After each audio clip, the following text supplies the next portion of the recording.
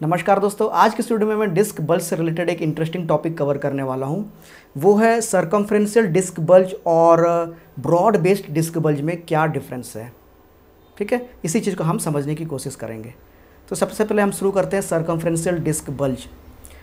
जैसे कि आप वर्ड में समझ सकते हैं सर्कमफ्रेंस, यानी कि जो सर्कमफ्रेंस होता है उसकी यहाँ पे बात हो रही है।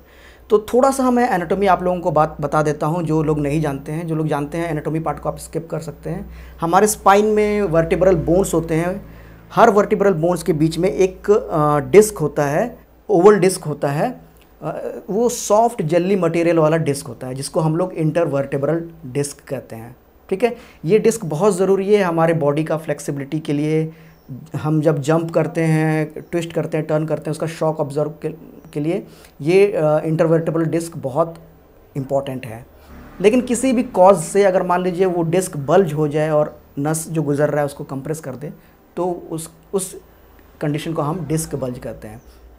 तो ये सर्कमफ्रेंस डिस्क बल्ज क्या होता है फ्रेंड्स? नॉर्मली जो डिस्क बल्ज होता है वो केवल एक डायरेक्शन में होता है, या फिर पोस्टीरियर डायरेक्शन में हो, या फिर पोस्टीरियो लैटरल डायरेक्शन में हो, ठीक है, या फिर लैटरल में हो। कई बार एंटीरियर डायरेक्शन में भी डिस्क बल्ज होता है।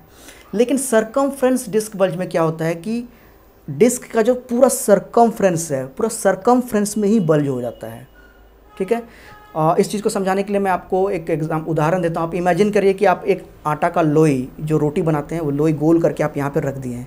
फिर आप उसे इस तरह से दबाते हैं, तो वो क्या होता है कि चारों तरफ से वो फैलता है, वो चारों डायरेक्शन में, चारों सर्कमफ्रेंस में वो फैलता है।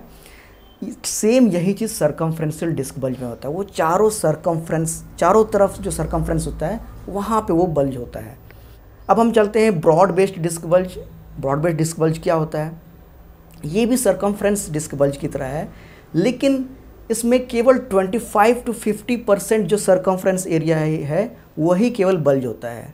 ठीक है, बाकी बल्ज नहीं होता है। लेकिन ब्रॉड बेस्ड डिस्क बल्ज में केवल 25 to 50% सर्कमफ्रेंस एरिया है वो डिस्क का, वो बल्ज होता है। इसको हम लोग एसिमेट्रिक डिस्क बल्ज भी कहते हैं। तो अब दोनों के सिम्टम्स में कौन ज़्यादा जो सिम्टम्स ज़्यादा शो करता है?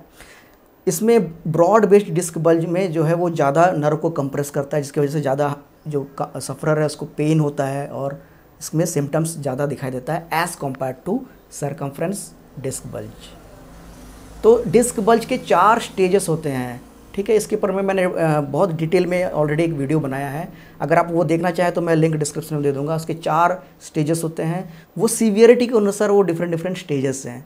जो सबसे कम स्टेज है वो सबसे कम सीवियर है। जो सबसे लास्ट वाला स्टेज है वो सबसे सीवियर कंडीशन है, जिसमें सर्जरी की भी ज़रूरत पड़ सकता है। तो वो बहुत अच्छे से मैंने वो वीडियो तैयार किया है, आप लिंक डिस्क्रिप्शन में जाकर के देख सकते हैं। ये वीडियो कैसा लगा आप अपना ओपिनियन दे सकते हैं कमेंट बॉक्स में। अगर आप हमारे चैनल में नए हैं, पहली बार है, तो मैं आप सबसे रिक्वेस्ट करता हूँ कि इस वीडियो को भी लाइक कर दें और हमारे चैनल को भी सब्सक्राइब कर लें। Thank you for watching friends, bye.